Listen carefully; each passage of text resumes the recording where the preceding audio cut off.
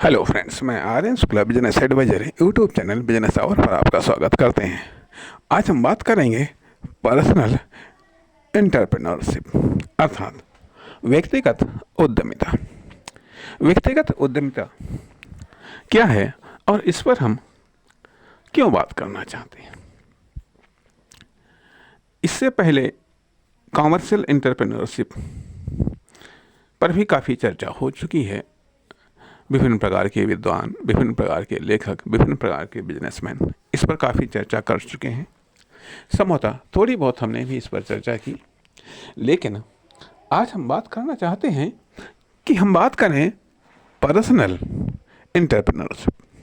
व्यक्तिगत उद्यमिता क्या है।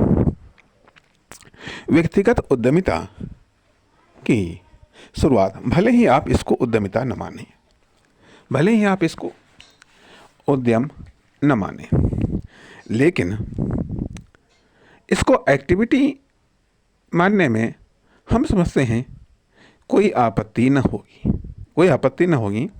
लेकिन यहाँ पर हम उस एक्टिविटी की बात करते हैं जो कि रिपीट नहीं होती है, नई नई होती है, नए नए तरीके से होती है, नई नई परिस्थितियों में होती हैं, नए नए साधनों में होती हैं, नए नए साधनों से होती हैं। किसी भी साधन से हो सकती हैं, किसी भी परिस्थिति में हो सकती हैं, किसी भी परिस्थिति में हो सकती हैं। जैसे कि हम एक छोटा सा उदाहरण देना चाहेंगे कि एक बच्चा जो कि निश्चित तौर पर अभी साल, 2 साल, 3 साल का होगा, 4 साल का होगा, ठीक है। आधुनिक समय की यदि बच्चों को देखें तो हम ये पाते हैं कि वो बच्चे कहीं पर भी जो थोड़ा सा मतलब आजकल के एक्टिव बच्चे होते हैं, हमने ये देखा, अनुभव किया, या कुछ बच्चों की स्टडी में हमने ये चीज़ को पाया कि बच्चे कहीं पर भी जाएं, किसी के घर जाएं अपने गार्जियन के साथ में, वहाँ पर खेलने का, शरारत करने का, खुश रहने का, ये किसी के साथ में भी एडजस्ट होने का तरीका वो ढूंढ ही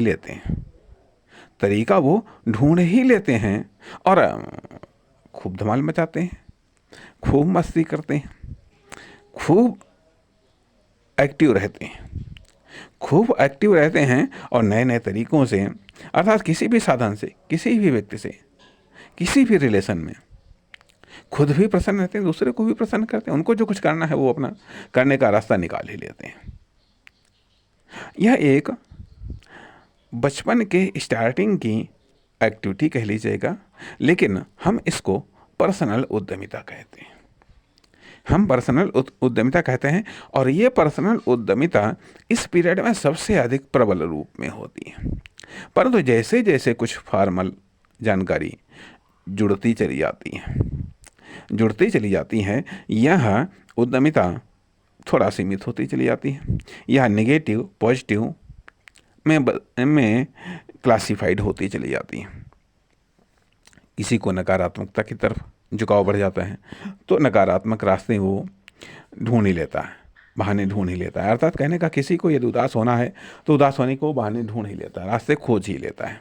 यदि उसे जीवन से हताश निराश होना है, उसके भी रास्ते खोज ही लेता है, रास्ते खोज ही लेता है। कहने का अर्थ है कि जिसको खुश होना है वो खुश के बहाने ढूंढ ही लेता है। अर्थात यदि किसी को किसी से मोहब्बत करना है तो उसमें कुछ ना कुछ वो क्वालिटी ढूंढ ही लेता है, जिसके कारण वह उसको पसंद करता है और कभी कभी इतना पसंद करने लगता है, अपना सब कुछ त्याग करने के लिए तैयार हो जाता है। कहने का अर्थ यह रीज़न है, भले ही वो क्वालिटी हो या ना हो, दूसरे को दिखती हो या ना दिखती हो।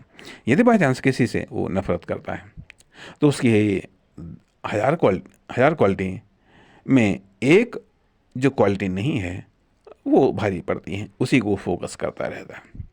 जीवन में किसी को प्रॉब्लम्स नज़र आती हैं, किसी को संभावनाएं नज़र आती हैं।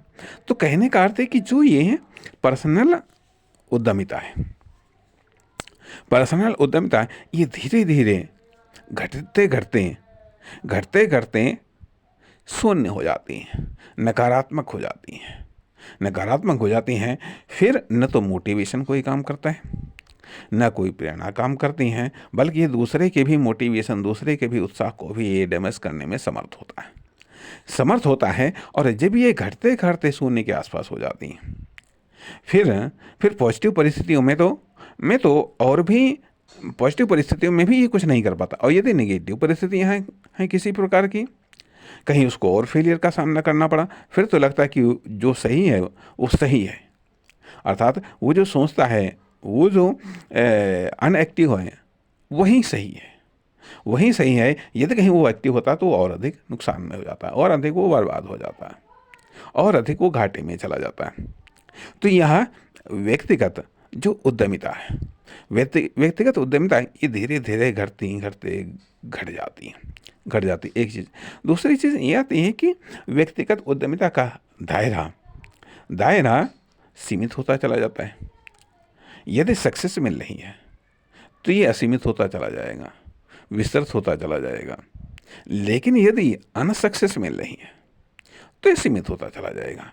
तो ये है व्यक्तिगत उद्यमिता। आर्थिक उद्यमिता में बदलती है, और आर्थिक उद्यमिता कॉमर्शियल उद्यमिता में बदलती है। आर्थिक उद्यमिता कॉमर्शियल उद्यमिता में बदलती हैं। इसलिए प्रथम चीज़ तो आती है कि पर्सनल लाइफ में हम सक्सेस हों। जब हम पर्सनल लाइफ में सक्सेस होते हैं तो वो उससे इकोनॉमिक लाइफ में सक्सेस होने का मार्ग प्रशस्त होता है। और जब हम इकोनॉमिक लाइफ में सक्सेस होते हैं तो उससे कॉमर्शियल लाइफ में सक्सेस होने का मूड बनता है, प्रेशर बनता है, मनोबल बनता है। और जब हम कॉमर्शियल लाइफ में सक्सेस होने का प्रयास करते हैं या सक्सेस होते हैं तो उससे किसी फर्म, दुकान, कंपनी या किसी प्रोडक्ट या सर्विस की लाइफ में सक्सेस होने के लिए हम प्रेरित होते हैं, उत्साहित होते हैं, जागरूक होते हैं, एक्टिव होते हैं। तो यहाँ पर सवाल इस बात का उठता है कि जो व्यक्तिगत उद्यमिता है, व्यक्तिगत जो सृजन है, व्यक्तिगत जो निर्माण है, व्यक्तिगत जो वितरण है, वह उसका विकास होना निहायत जरूरी। कभी कभी ऐसा होता है कि जब हम संघर्ष के लंबे दौर में गुजर जाते हैं, संघर्ष के लंबे दौर से गुजरते हैं, या फिर फेलियर्स के लंबे दौर से गुजरते हैं, या फिर कहीं ना कहीं गलतियों के दौर से हम गुजर जाते हैं, जिसका परिणाम हमारे लिए खराब होता है। तो ऐसी परिस्थितियों में न केवल कॉमर्शियल उद्यमिता का हरासमेंट होता है, बल्कि इकोनॉमिक उद्यमिता का भी हरासमेंट होता है, साथ ही साथ पर्सनल उद्यमिता का भी हरासमेंट होता है।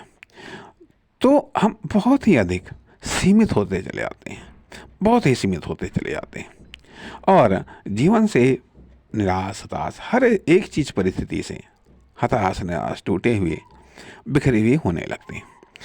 हमें कहीं पर भी किसी भी प्रकार की कोई संभावनाएं नज़र नहीं आती हैं ऐसी कंडीशंस में। अब सवाल इस बात का उठता है कि जो ये हम बैक गियर में जा रहे हैं, इसको हम बैक गियर को दूसरे वाले गियर में, आगे बढ़ने वाले गियर में हम कैसे बदलें? तो स्वाभाविक रूप से है कि हमें व्यक्तिगत उद्यमिता का विकास करना होगा। व्यक्तिगत उद्यमिता में हमें वृद्धि करनी होगी, पॉजिटिव थिंकिंग के साथ में, पॉजिटिव संगत के साथ में, पॉजिटिव विचारों के साथ में। इसलिए व्यक्तिगत उद्यमिता का विकास बहुत ही आवश्यक है।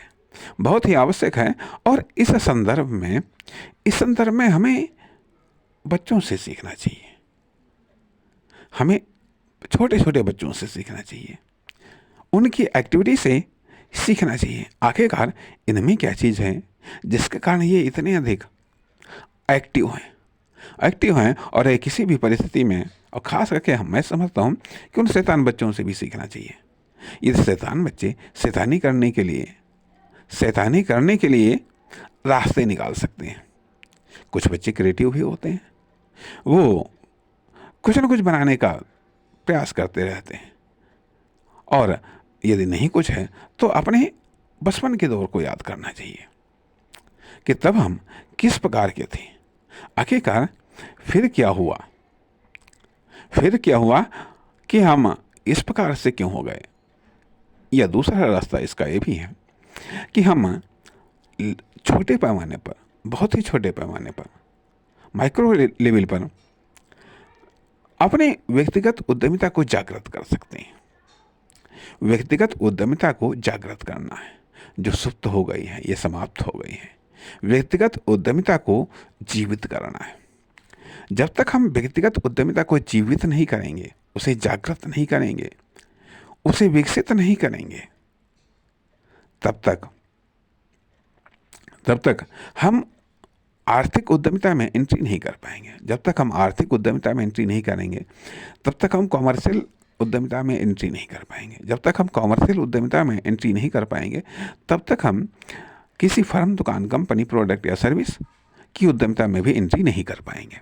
इसलिए ज़रूरी यह है कि जो हमारा माइंडसेट या भावनात्मक रूप या कह लीजिएगा मन उद्यमिता के मामले में बंजर हो चुका है, अनुत्पादक हो चुका है। उसे उत्पादक बनाना है, उसे उत्पादक बनाना है। भले ही उसके लिए कहीं पर व्यक्तिगत तौर पर चंचलता, शैतानी, ऐसी इस प्रकार की चीज़ें या मूर्खता कह लीजिएगा, वो भी यदि करनी पड़ जाए तो, और वो मूर्खता या वो शैतानी जिससे हानि न हो, जिससे मनोरंजन हो, जिससे कुछ न कुछ सृजन हो, करने में कोई आपत्ति नहीं। सवाल इस बात का उठता कि कैसे हम जगाएं, कैसे हम प्रेरित करें व्यक्तिगत उद्यमिता को, कैसे हम विकसित करें, कैसे उसको जन्म दें।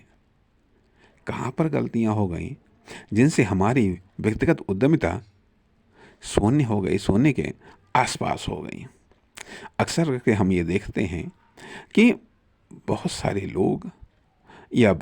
लोग जो इकोनॉमिक लाइफ जीते हैं या कॉमर्शियल लाइफ जीते हैं, वो उसी चीज़ को रिपीट करते रहते हैं, बार बार रिपीट करते हैं। इसलिए रिपीट करते हैं कि उनके पास में ऑप्शंस नहीं है, ऑप्शंस को ट्राई करने की हिम्मत नहीं है। क्यों नहीं है? क्योंकि उनकी जो उद्यमिता है, नए प्रयोग, परीक्षण करने की जो क्षमता है, कैपेसिटी है, वो सब ठंडी हो गई है, शांत हो गई है, मालूम नहीं है। ये उस प्रकार का आविष्कार या निर्माण नहीं कर पाते। व्यक्तिगत उद्यमिता की खोज, व्यक्तिगत उद्यमिता पर search, research, development, experiment, innovations, changes, इन सब पर गौर करना चाहिए। और कहाँ पर लाइटली शरारत हो सकती है, कहाँ पर किस प्रकार की मामूली सी एक्टिविटी, मतलब कहना ये चाहिएगा जैसे कि हम ये देखते हैं, चाहे कुछ फिल्में हो, कभी